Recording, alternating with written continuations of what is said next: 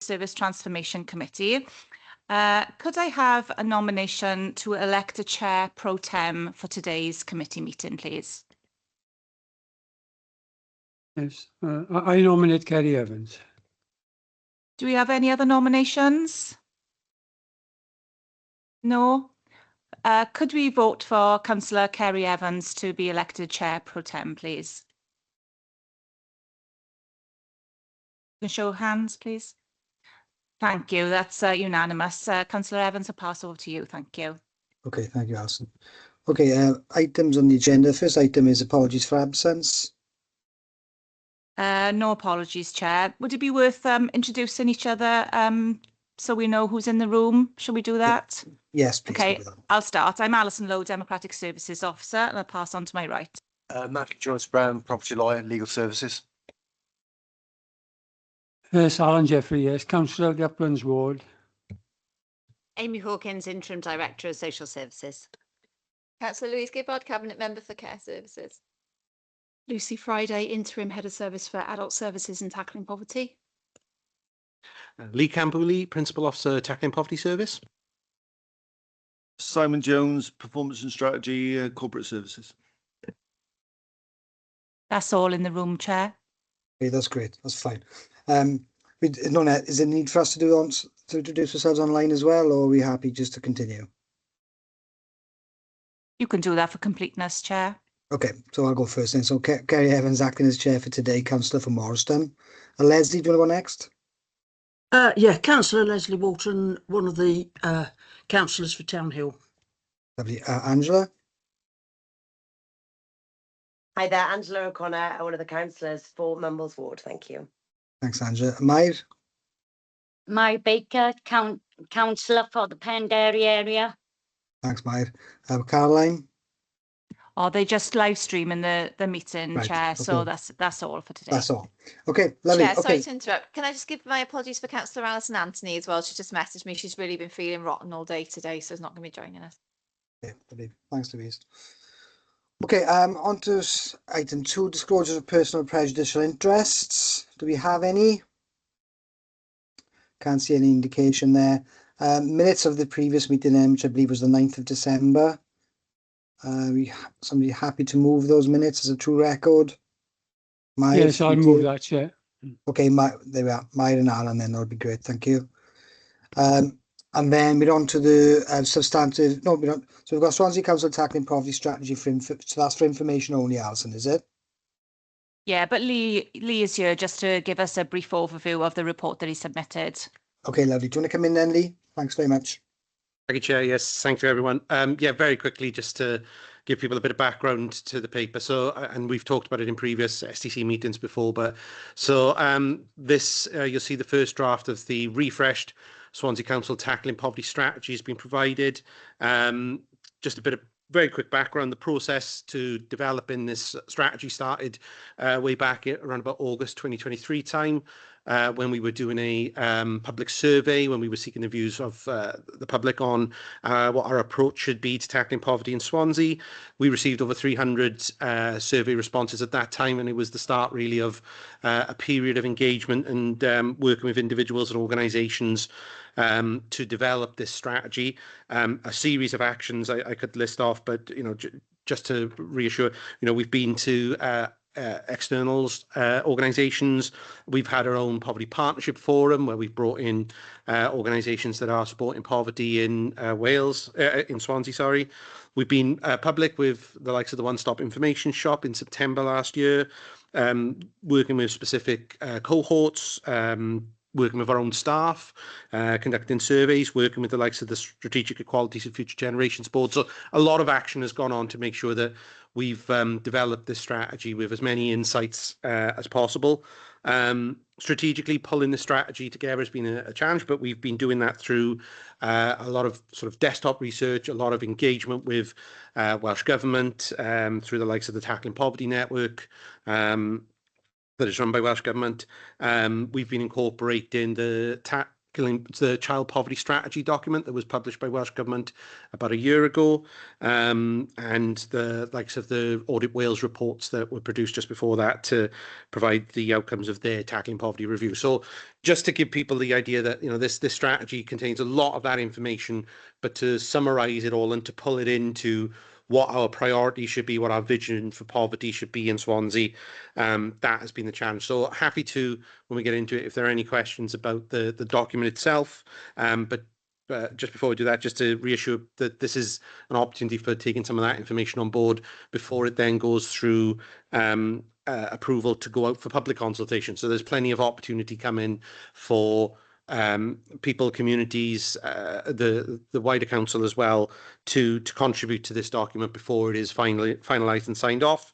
And we are planning to take it to Cabinet, to scrutiny programme, etc. in the next few weeks before it then is issued, and we follow it up with a series of engagement activities while it is out for public consultation. So that was just to kind of give the context of where it is. Like I say, it's presented today for information, but very happy to take any questions today or continue that engagement outside the meeting. Thank you, Chair. That's great, Lee. Any thoughts or comments or questions? Les has indicated. Come in, Les. Do you want me to come in first then? Yeah, come in, Les. Yeah, okay, yeah. 2 or 3 comments. One, I think it's excellent how much we are involving the people who are on the sharp end of being in poverty, because without them, I think most of the time we're second guessing. So I am very, very pleased to see that the co-production model is being used so well in this particular instance. Just a very couple of observations. With the best will in the world, people will always be in poverty. There will always be some who are in poverty.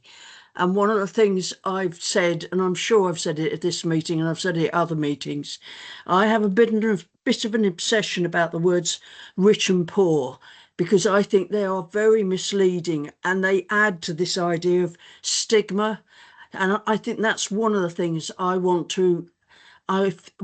this strategy and the action plan that comes from it to address. I want people to stop being considered as somehow worse because they're in poverty and somehow better just because they are lucky enough to have money. And I hope that's something that's going to be addressed under the stigma and discrimination heading. The other one of my bugbears, and again, I'm sure some of you know this, is about digital inclusion, or more to the point, digital exclusion. And whilst I'm pleased to see that we're going to try and get as many people to go online because so much is on the internet these days, I still want us to make sure we're aware that there are a few, and there always will be a few, for whom accessing the internet is never going to happen. So as long as we don't forget those few at the same time as encouraging as many as possible to use it, then I'm quite happy. And finally, as I said before, I'm more than happy to support any future action on getting this going in whatever way you feel councillors can get involved. Thank you. Thanks, Les. Anybody else want to come in, make a comment, ask Lee anything? Can't see any indication. Lee, I was just going to ask, in terms of timescales for that public consultation, what's the length of that? I know we kind of have a set process around that, don't we? So was that 6 weeks, 8 weeks, something like that? Yeah, I think it's at least 6, I understand. But what we're going to do is work on the timing of that with our colleagues in corporate services to make sure the timing of the public consultation is suitable. I know we've got lots of consultations coming out, with where we are with budgets and so on. So we're just finalising those timescales now. So I'll be able to share a full timeline of those activities as soon as we've agreed that. Thank you very much. Myra, do you want to come in? Yeah, my concerns are this public consultation. We seem to be going through the same things continuous every year. I know things change, but at the end of the day, up in Penderry, when they're going out for consultation, we don't see nothing being fed into this area, into sort of the drop-in centre 104 up at the Penland Public Library on Hilo Frank. That does well and feeds into the community and most of the community centres. I'm wondering, when you go out to consultation, will you be putting the consultation papers within the areas that is classed as deprived, like Penderry, like Townell, and other areas in Swansea? Happy to come back on that, Chair. You're absolutely right. That's a key challenge if we're going to get the right people engaging in this consultation. And in fact, when we did the survey in 2023, we were keen to make sure we had printed versions, we had them in accessible formats. One of the things we are going to look at is making sure that easy read versions are a part of this as well, but also that we're having conversations with people as well with the consultation.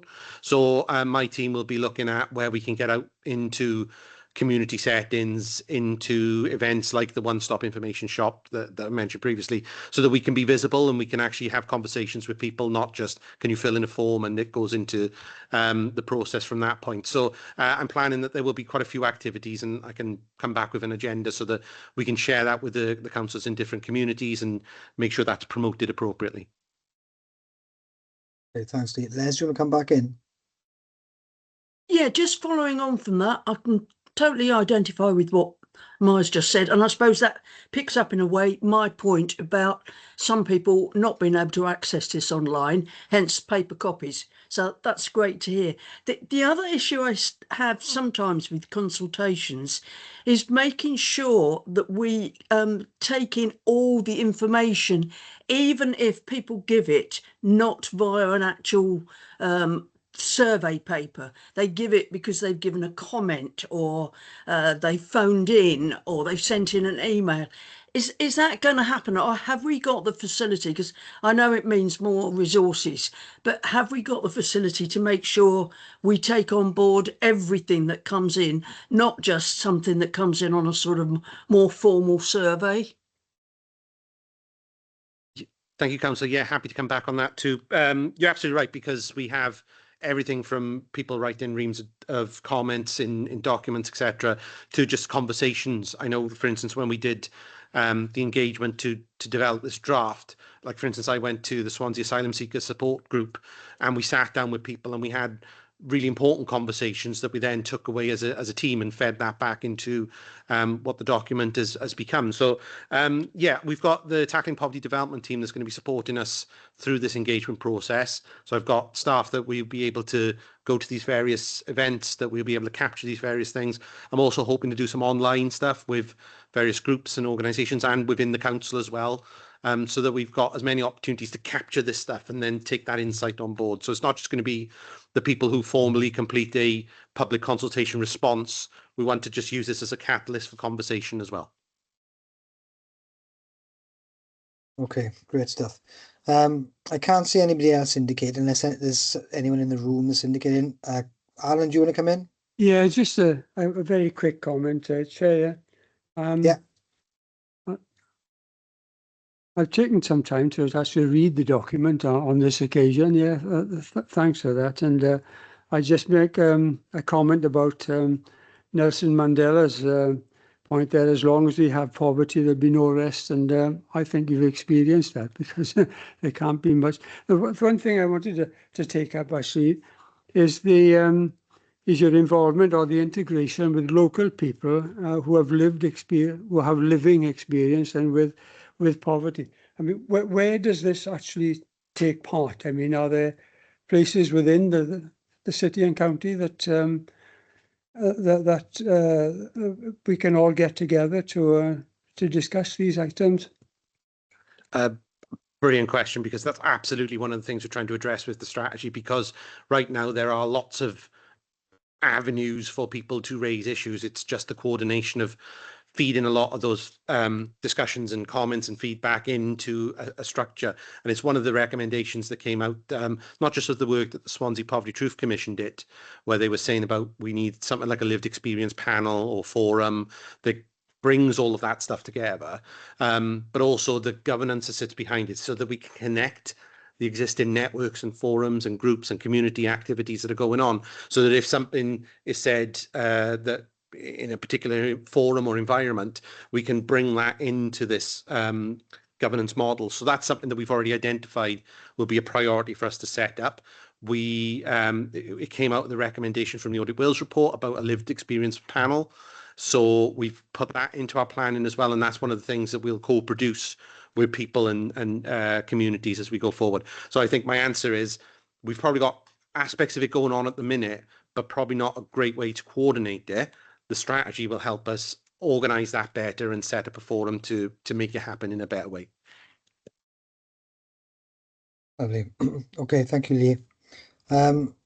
Can't see anybody else indicating, so thanks very much, Lee, for all your work, both now and in the past, coming to the committee, and pass on our thanks to your colleagues as well, because I know an awful lot of work goes into the tackling poverty strategy. So thanks very much for that. And then moving on then to item 5 in the agenda, which is the adult day services transformation. Sorry. So I'm not sure who's presenting on that, Alison.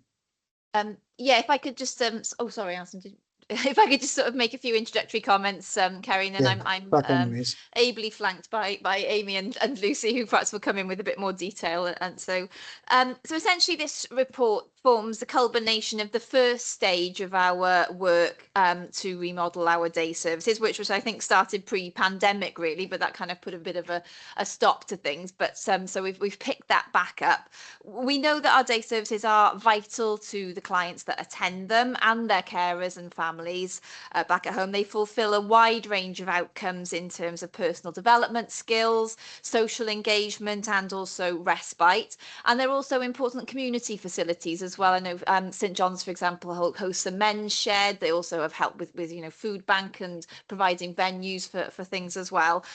But we recognise that the current model might not work for everyone, and also, of course, we need to be looking at how our resources are being deployed in these challenging times. So it's the right time really to look, as we are looking at our across adult services in general, our target operating model, and how we put much more emphasis on our prevention and our early help and making sure people are independent for as long as they possibly can be. And day services are obviously a really vital part of that picture.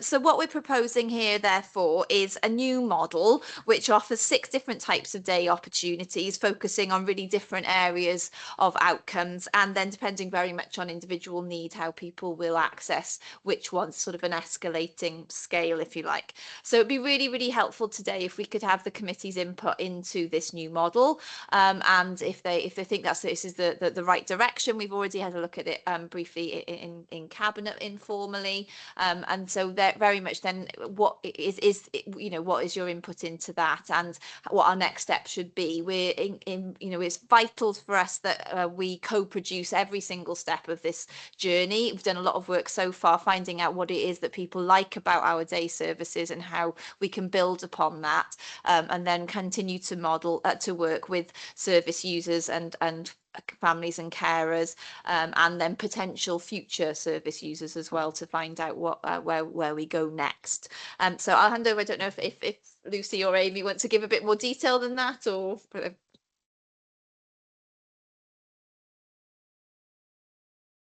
I missed. No, I think you've covered it brilliantly, Louise. Thank you. Yeah, I think that the information there is in the briefing paper really, and it does describe those 6 models that we're proposing as a way to best organise our internal services. So I suppose that's the detail really in terms of that. And I suppose it's just to echo the point that Louise made, which is this is a starting point, isn't it? We want to continue with the co-production, and we want to continue having those conversations and understand how we can really move on to the next step and really start to develop and get into the nuts and bolts of what our internal services could look like in more detail. Amy, I don't know if you wanted to add anything further. Go on then. We'll go all three of us. No, just to explain, because substantively I'm the interim head of adult, substantively I'm the head of adult services and tackling poverty. I've been quite involved in this work, and we know I'm really grateful for Lucy to have picked this up as interim head of as well at the moment. But it's a long-term piece of work, I suppose. So I wouldn't probably normally comment, or Dave wouldn't necessarily comment when he's here. But just to mention, I suppose 2 key points about this is that we support today 522 individuals across every week in our services that range from supporting individuals who are learning disabled, people with physical disabilities, those with complex behaviour. We have some specialist support around neurodivergence. And we've also got mental health day services or day opportunities, and also supporting older people as well. There's quite a lot of data in this version of the report for the work that's happened today around some quite intensive work we've done around learning disabled individuals accessing services, and also older people as well, because there's been quite a change pre-pandemic and now around older people services, particularly in the sort of what the demand's coming to us and what it looks like now. And I think it's just quite it's a timely point for us to look at this and what we offer. And we are definitely committing to saying we want to be a provider of services for around this 520 figure. When we informally took it to Cabinet, they made the really good point, which isn't reflected in this paper, but to look at this work alongside what we commission externally as well, and what also is available in the independent sector. So people might be using direct payments, people with care and support, eligible care and support needs who have direct payments might be accessing different types of day services as well. So when we bring this work forward again to Cabinet and other committees and potentially back here, we will be looking at across that whole spectrum of services that are available in Swansea.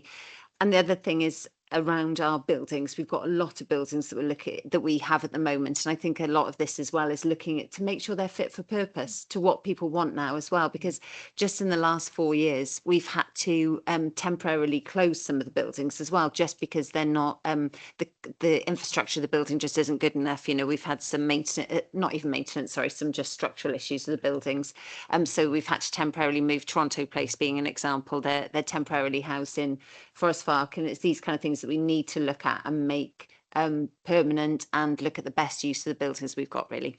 So that I just wanted to mention that. So the fact that we've got 18 buildings at the moment, we've also got more buildings associated to our residential services as well. So we've got 8 residential services, all of which have got good facilities on site as well. So it's just about really looking at everything in the whole across older people, you know, younger adult services as well, and saying how can we make best use of the resources of the staff and the resources of the buildings as well, and also what's available out in the communities as well.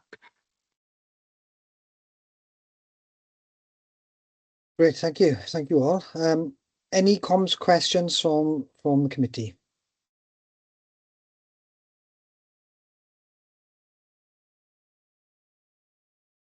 Can't see any. Yeah, Les? Just a quickie again, the idea of the co-production just totally lends itself to this kind of project. So I'm very pleased that the recommendation 1 actually says agree to progress to wider co-production, which I think is just the way to go. So pleased to hear the progress that you're making. Yeah, thank you, Leslie. That's absolutely vital. I think, and we've said that from the outset, that we need to definitely work with people on what this looks like going forward, because it's their service at the end of the day. Okay. Any Angela O'Connor? Yeah, just to add to that, obviously one of the comments from one of those living with it at the bottom of the strategy actually says that they would like to work with the people in the communities in order to help better this themselves. So it seems that, you know, some of them are actually willing to work with us to actually help, and they've actually got lived experience of this, so that would be valuable. Thanks, Angela. Anybody else? Anybody want to ask anything? Any questions before I've got a couple of things I'd like to ask, but anybody else in the committee want to come in? No. Okay. Okay, I just wanted to a couple of small questions really, but just sort of clarify my understanding. So, having read the paper, am I right in thinking that this this service transformation, is part of a wider service transformation intention around moving resources from managed care down to community-based stroke preventative services? And is that part of a wider service transformation? Yeah, I think so. I think it fits with our sort of priorities, and I think you can see that there's on page, Amy's got it in front of her there. 31, there's that little triangle there, really, isn't there, showing about how you know we have to do it really in terms of our resources, but also in terms of what is right for individuals, to make sure that people can stay independent a lot longer and in their communities. So making sure that we're shifting our focus, or not shifting it, widening that early help. So the base of that pyramid, the enabling communities, the prevention and well-being, the early help. So the managed care is obviously more complex, more resource intense, and this is, you know, a part of that picture really, but a really important part, definitely. Yeah, okay. And the second thing I was going to ask you about is in the paper, it does allude to some it does mention, say allude, that's the wrong word, it does mention some staffing implications and some implications around finance, but obviously, because as you said at the start, Louise, this is stage one, isn't it? So the paper actually states that it's unclear as yet what some of those implications might actually be. So I was just going to ask, I mean, how are we intending to, at what stage and how are we intending to assess that going forward? Because obviously there will be a cost of transformation as well, won't there? But presumably there's a financial driver in this as well, potentially. Yeah, I think more in terms of the buildings potentially might be some of the greater savings rather than staffing. I think, as it does refer to in section 6.1 there, we wouldn't envisage a very different staff in numbers. There may be some changes of the mix of that and how that works. Potentially, if people leave posts, we might not be replaced while we're sort of working out how things are going forward. But so I mean, there is a savings target eventually against this, but it's very, as you say, very much early stages at this point. But as I said, we will obviously be working with our trade union colleagues as we go through. Amy, is that fair to say? Yeah, definitely. We do. Yeah, absolutely. We've got 167 staff working across our day services at the moment, or certainly did on December the 4th. It's quite a large team, so there can be, you know, quite regular changes.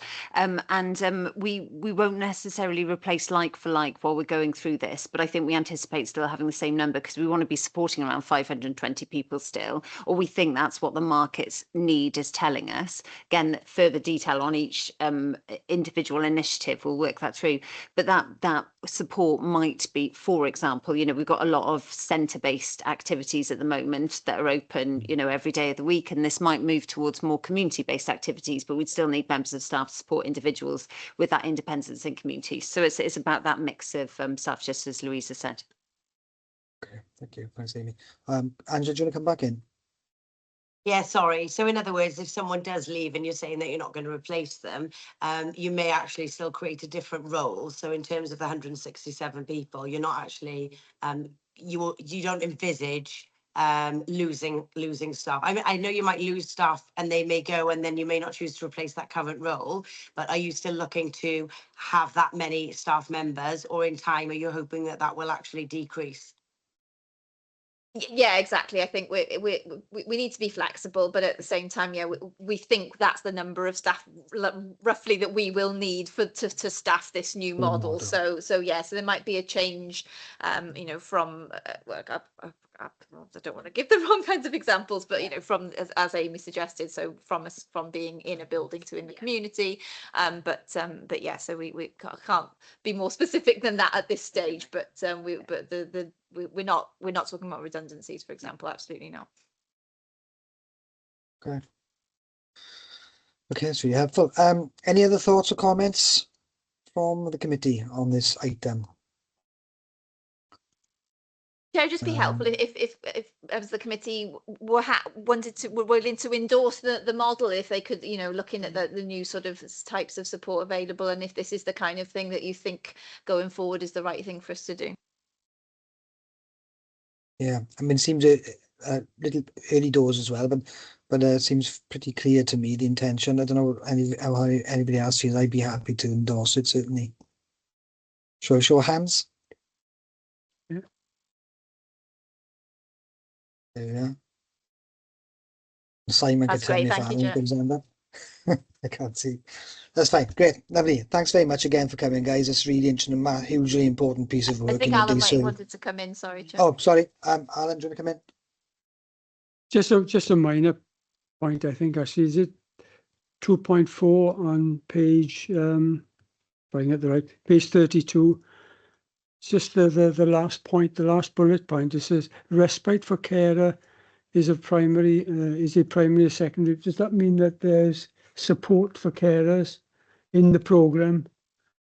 This is the outcome of the survey, I think, isn't it? Saying what people felt were the outcomes, and I think respite in terms of a break for them while the person is at the day service. Yeah. So it's that's a kind of added bonus, really, but a very important part. Particularly for carers who may be involved at 24-hour caring. 100%, yeah. And you know, and that's, we don't want them to sort of collapse and you know, physically, you know, metaphorically, and then not be able to continue with their caring roles. You know, it's better for everybody if they have that respite as well.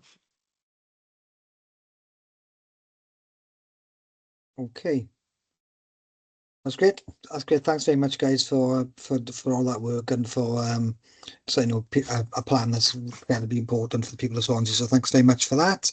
Moving on to the last agenda. I think, Chair, we're keen to bring this back as it develops. So we'll keep you all posted. Absolutely, yeah, absolutely. Thanks very much. Okay, so on to the last agenda item then, which there is the work plan, which is there for information. I believe the next meeting is the 24th of February. On the agenda for that day is placement, sufficiency and sustainability. So that's from Children's Services, I'm assuming. I don't think there's anything else on the agenda, Alison, is there? No, there's just that feedback on all agenda items, but I'll liaise with the substantive chair on what she actually wants with that. Okay, lovely. Okay. Well, if nobody hasn't got, if there aren't any other comments or from anybody, then thanks very much for your attendance. Thanks to all the officers for the work, and thanks to Dem Services for their support. Thanks very much. See you next time. Thank you for chairing. Thank you, no thank you, Kerry, for chairing. No problem. See you guys. Bye all. Bye.